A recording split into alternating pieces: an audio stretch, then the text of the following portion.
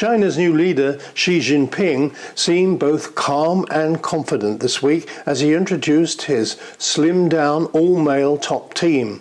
But he made no bones about what he said were the many problems ahead for both the world's most populous country and the Communist Party.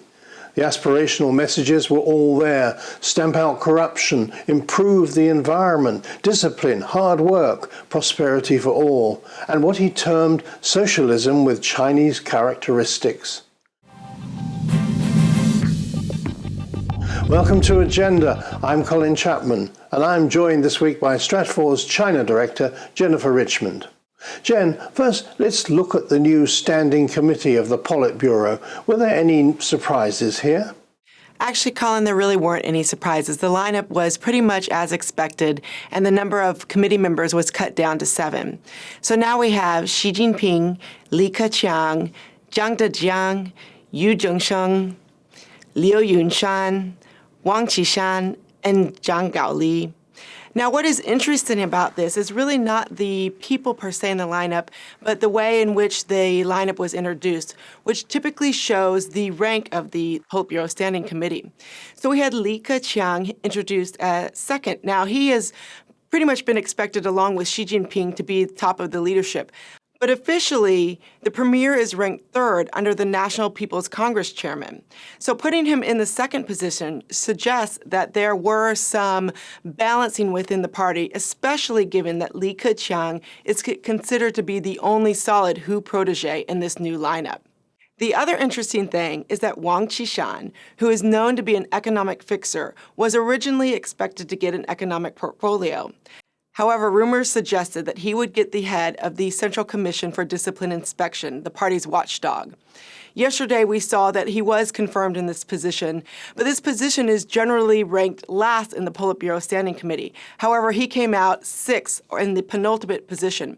And this suggests that the party is giving both more authority to Wang himself, as well as to the relevance of the CCDI, as the anti-corruption drive is going to be a big focus for the new Standing Committee. There were many who thought that outgoing Hu Jintao would continue to head up the Central Military Commission, but that's not going to happen. What should we take from this? Do you expect Hu to just fade away with no influence? Well, given that Deng Xiaoping and Jiang Zemin both had onto this position, this led to speculation that Hu Jintao would do the same. But really what this indicates is, despite the continuity that we see in the party and the long-standing grooming of the leaders, this is not the case in the Central Military Commission, where there really is no set precedent. So although we do not see Hu Jintao necessarily fading away, after all, he did appoint many of the generals onto the Central Military Commission, we do see him having some influence in the party and in the military. However, Xi's appointment onto the military commission at this time allows him to better consolidate control.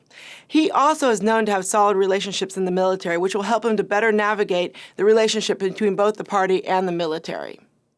As in Hu's farewell message, corruption featured strongly in Xi's speech. How will he deal with it? Truly tackling corruption is going to be difficult without both economic and political change. With Mao Zedong thought enshrined in the Constitution and the introduction of Hu Jintao's scientific development model now serving as a foundation of the party, which is very heavily state-centered, breaking the ties between large state-owned enterprises and the party has been diminished. These ties are in part responsible for corruption and rent-seeking, and breaking these monopolies and privatizing SOEs will meet with vested interests that will seriously challenge the party's ability to reform. In defence talks in Australia, Secretary of State Hillary Clinton went out of her way to stress the US wanted China as a friend. The entire region will benefit from the peaceful rise of China, she said. And then Australian Foreign Minister Bob Carr pointed out that the communique contained no language of containment. Can we now look towards better relations? Both Australia and the United States are committed to maintaining a balance of power in the Asia-Pacific and free transportation networks. Although neither see this as a tool of containment, China sees this pivot to Asia as exactly that. Further, even as reform is on the lips of many China analysts, this will not translate into territorial concessions on China's part. They still see the South China and the East China Sea firmly within their sovereign interests, and it will remain a hot spot that continues to wax and wane depending on China's domestic political situation. Jen, the fact that one or two reformers didn't make it to the Standing Committee has been interpreted by some as a setback for reform. Is this truly the case? The talk of reform is genuine, and the party knows that it needs to reform. However, the ability to reform is almost insurmountable without both political and economic change. The large SOEs that are a foundation to China's economy are entrenched in both of its economic future as well as its political future. Party officials are tied to these SOEs, and without their support, their political futures are uncertain. Take even the low-profile Zhang Gaoli. His career started with Sinopec, one of the largest state-owned petrochemical corporations, and he still is known to have ties to a lot of oil interests. This highlights the relationship between SOEs and the party itself. Although we've seen plenty of infighting this year in the Chinese Communist Party, especially as the transition leadership neared and the eruption of the Bo Xilai scandal, one thing that unites the party across all interest groups is the desire to maintain control. When faced with the task of reforming and breaking up vested interests, there is the fear of losing control that can paralyze even the most genuine reformers, none of whom made it to the current Standing Committee.